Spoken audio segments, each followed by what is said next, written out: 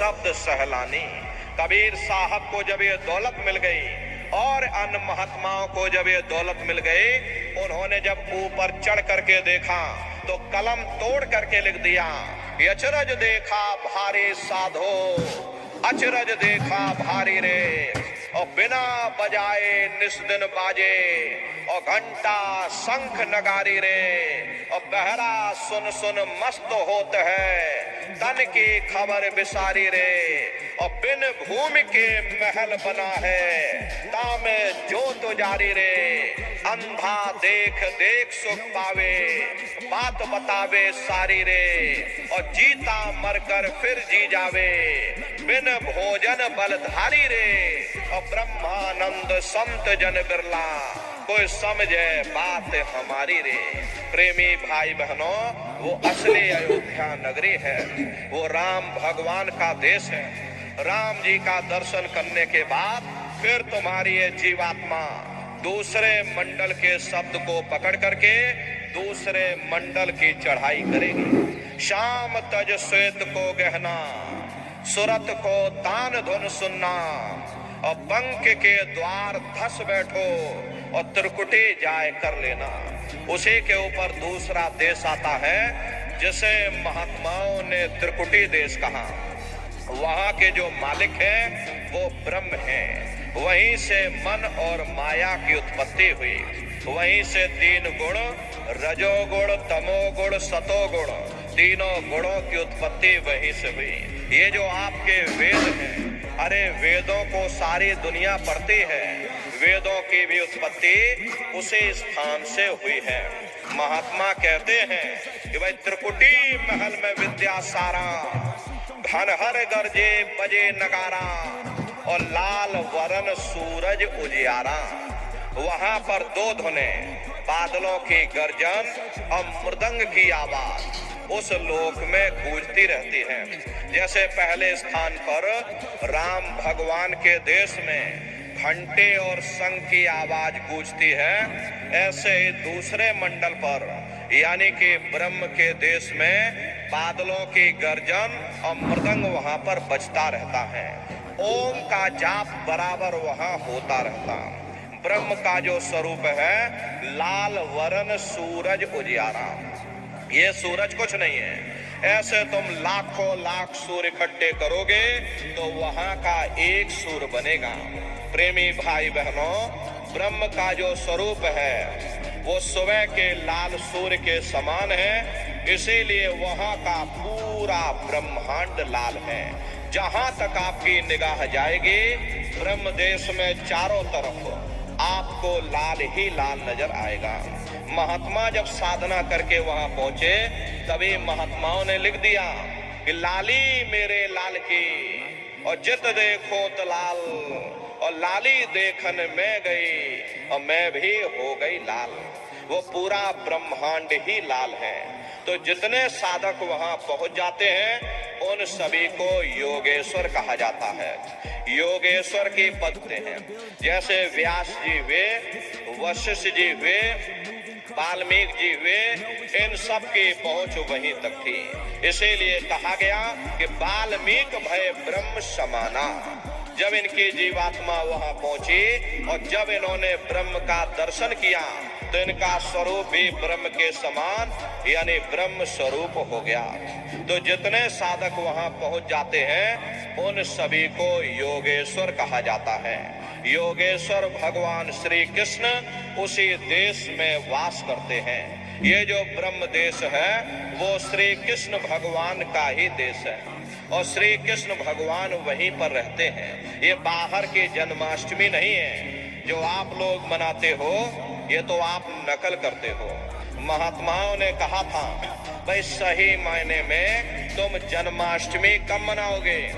जब तुम्हारी ये जीवात्मा 5 तत्व जल पृथ्वी अग्नि वायु आकाश और 3 गुण रजोगुण तमोगुण सतोगुण 5 तत्व और 3 गुणों से परे होकर के ब्रह्म देश में पहुंच करके जब कृष्ण भगवान का दर्शन कर लोगे तब सही मायने में जन्म अष्टमी मनाई जाएगी।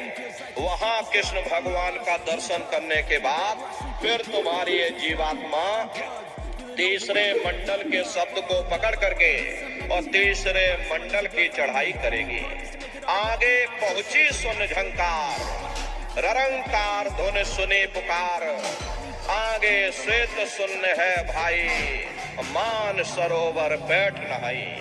उसी के ऊपर तीसरा देश आता है जिसे महात्माओं ने सुन्न देश कहा, उसी को रारंग देश कहा जाता, उसी को अक्षर और नेति कहा जाता है। वहाँ के जो मालिक हैं वो रारंग पुरुष यानी कि पर ब्रह्म पुरुष हैं। वहाँ किंगरी और सारंगी दो धुनें उस लोक में गूंजती रहती है और पार ब्रह्म पुरुष का जो स्वरूप है वो पूर्णमासी के चंद्रमा के समान बड़ा ही मनमोहक स्वरूप है। इसी स्थान पर प्रेमी भाई बहनों एक बहुत बड़ा अमृत का सरोवर बना है जिसे महात्माओं ने मान सरोवर कहा। जब तुम्हारी ये जीवात्मा उस मान सरोवर में स्नान कर लेगी तो जन्म जन्मांतरों के मैले पाप कर्म साफ हो जाएंगे। हरे यहाँ के पानी से तुम्हारे कर्मों की सफाई नहीं होने वाली। ये बाहर का पानी तुम्हारे शरीर के मैल को धो सकता है, लेकिन जो पापों का मैल है, जो अंतःकरण में ये जो कर्मों की गंदगी आपने जमा कर रखी, वो जब साफ होगी जब आप तीसरे मंडल पर पहुंच करके उस गंगा में डुबकी लगाओगे। उसमें स्नान करने के बाद आत्मा हंस रूप हो जाती है। हंसन मिले हंसा हुई जाई, मिले जो अमी हारा है। जीवात्मा का खुद का प्रकाश उस अमृत के सरोवर में स्नान करने के बाद में 16 सूर्य के बराबर हो जाता। तब फिर यही जीवात्मा चौथे मंडल के शब्द को पकड़ करके चौथे मंडल की चढ़ाई करती है। 2 पर्वत के संग निहारो और भंवर गुफाते संत पुकारो। 2 पर्वतों को पार करने के बाद वो बड़ा सुंदर देश आता जिसे महात्माओं ने भंवर गुफा कहा। वहाँ के जो मालिक हैं वो सोहंग पुरुष हैं, मां नहीं है।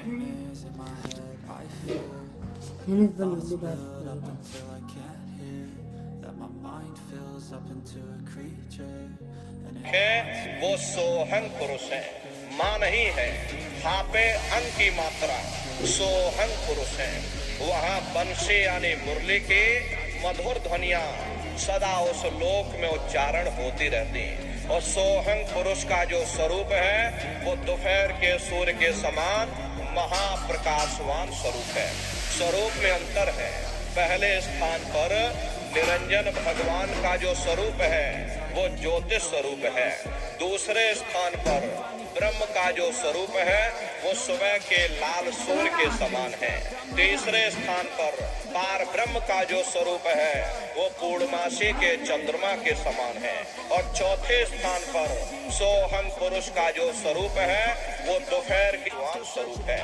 वहाँ के धनी का दर्शन करने के बाद ताके परे धाम सतनामा, बीन बजे सतलोक ठिकाना। सोहंग देश के ऊपर वो 5वां देश आता है जैसे महात्माओं ने सचखंड देश कहा। वो सचखंड देश अजर अमर अविनाशी सदा एक रस रहने वाला देश है। वहाँ न काल है, न कर्म है, न दुख है, न संताप है, न पुण्य है, न पाप है। जो जीवात्माएं वहां पर पहुंच जाती हमेशा के लिए जन्म मरण के बंधनों से आजाद हो जाती। वहां के जो मालिक हैं वो सत्पुरुष भगवान हैं जिनके रोम रोम में खरबों खरब सूरज चांद सितारे प्रकाशमान। वही हमारे आपके सच्चे मालिक हैं, वही हमारे आपके सच्चे पिता हैं। हमको आपको वहीं से नीचे उतारा गया और फिर शब्द को पकड़ करके शब्द शब्द पौड़ी पर चढ़कर और पहुंचो सचखंड सतनाम। तो शब्द कब पकड़ में आएगा? जब आप लोग भजन करोगे। और भजन कैसे किया जाएगा जरा अच्छे तरह से समझ लो। ये आंख और कान को बंद करिएगा लेकिन मन को रोकिएगा। ऐसे समय पर तुम्हारा ये मन जरूर भागेगा। अभी आप यहाँ सत्संग में बैठे हो, शरीर तुम्हारा यहाँ बैठा, लेकिन मन सारी दुनिया में भाग रहा। किसी को पानी पीने जाना है, ये मन पानी पीने पहुंच गया। कोई बाल बच्चों को घर में छोड़कर आया, मन बाल बच्चों में पहुंच गया। कोई दुकान दफ्तर छोड़ करके आया, ये मन दुकान दफ्तर में पहुंच गया। कोई खेती बाड़ी छोड़ करके आया, शरीर बेचारा यहाँ बैठा, मन खेत में धान और गन्ना काट रहा। तो ऐसे भजन से कोई लाभ नहीं होगा। जिन्होंने मार मन डाला, उन्हीं को सूरमा कहना। अगर दुनिया में कोई हमारा दुश्मन है, वो केवल हमारा मन है। ये भाई भाई में झगड़ा कौन करवाता है? केवल हमारा मन करवाता है। कौम कौम में नफरतें पैदा कौन करवाता? केवल हमारा मन करवाता। मजहब मजहब में लड़ाइयाँ कौन करवाता? केवल हमारा मन करवाता। इसीलिए महात्मा कहते हैं, वह बड़ा बैरी मनघट में, इसी का जीत ना कटना। अगर दुनिया में कोई हमारा दुश्मन है, वो केवल हमारा मन है। ये मन रूपी रावण कब मरेगा? जब 9 द्वारों पर फतेह हासिल करके तुम यहाँ 10वें द्वार पर चढ़ जाओगे, तब सही मायने में दशहरा मनाई जाएगी। ये बाहर की दशहरा नहीं है, जो लकड़ी का रावण बना देते हो और फूंक फांक करके घर चले आते हैं। कहते भाई हमने रावण मार दिया। अरे महात्माओं ने कहा था, भाई सही मायने में तुम दशहरा कब मनाओगे? जब 9 द्वारों पर फतेह हासिल करके तुम यहाँ 10वें द्वार पर चढ़ जाओगे, तब सही मायने में विजयदशमी मनाई जाएगी। तब ये मन रूपी रावण तुम्हारा मरेगा। तब तुम्हारी ये जीवात्मा, अरे दशरथ का बेटा, एक राम घट घट में लेटा, एक राम का सकल पसारा, और एक राम है सबसे न्यारा। एक वो राम है जो अयोध्या के वासी, और एक राम घट घट में लेटे, यानी हमारी आपकी जीवात्मा जो हर एक के अंदर मौजूद है। महात्माओं ने कहा भाई एक वो राम है, और एक राम का सकल पसारा, यानी पहले स्थान के मालिक वो निरंजन भगवान, जिनको दुनिया त्रिलोकीनाथ कहती है, जिनका ये पूरा पसारा पूरा संसार है। महात्माओं ने कहा भाई एक वो राम है, और एक राम है सबसे न्यारा, 5वें स्थान के मालिक वो सतपुरुष भगवान, जो हमारे आपके सच्चे पिता हैं। महात्माओं ने कहा भाई एक वो राम है। तो महात्मा तो उस राम की महिमा गाते हैं। मोटी बात आप पकड़िए कि भजन कैसे करोगे, तो आंख और कान को बंद कर लेना, ऊंचा ध्यान दे करके सुनिएगा। शुरू में सीटी जैसी आवाज आप सभी को सुनाई पड़ेगी, उसे आप पकड़ लेना, सुनते रहना। कुछ समय बाद में दोबारा आपको अनुभव होगा कि कहीं बड़ी दूर से एक महीन आवाज, घंटे और शंख की आवाज हमारे कानों में बज रही, जब आपको नहीं छोड़ेगी, खींच करके शरीर से बाहर कर देगी। रोज आना, रोज जाना, रोज ब्रह्मांडों की सैर करना, रोज देवी देवताओं के दर्शन करना, रोज राम के दर्शन करना, रोज कृष्ण के दर्शन करना, और घूम करके फिर अपने शरीर रूपी घोंसले में वापस चले आना। तो सुमरन, ध्यान और भजन, ये 3 क्रियाएं आपको बताई गई। रास्ता सच्चा है, आप करोगे, आपको अनुभव होगा, दिखाई भी पड़ेगा और सुनाई भी पड़ेगा। लेकिन नित्य नियम से अभ्यास करिएगा, नागा नहीं होना चाहिए। अरे आप शरीर को भोजन देखो देते हो, सुबह दोपहर शाम रात खाते रहते हैं, लेकिन कभी आपने विचार नहीं किया ये जीवात्मा जो जन्म जन्मांतरों से बेचारी भूखी प्यासी बैठी है, जिसकी शक्ति से तुम्हारा इतना भारी भरकम शरीर चल रहा, तो कभी अपनी जीवात्मा को तुमने भोजन नहीं दिया। अरे इसका भोजन भजन है, इसका भोजन शब्द है, इसका भोजन नाम है। अपना ये नियम बनाइए, पहले अपनी जीवात्मा को हम भोजन देंगे, फिर अपने शरीर को देंगे।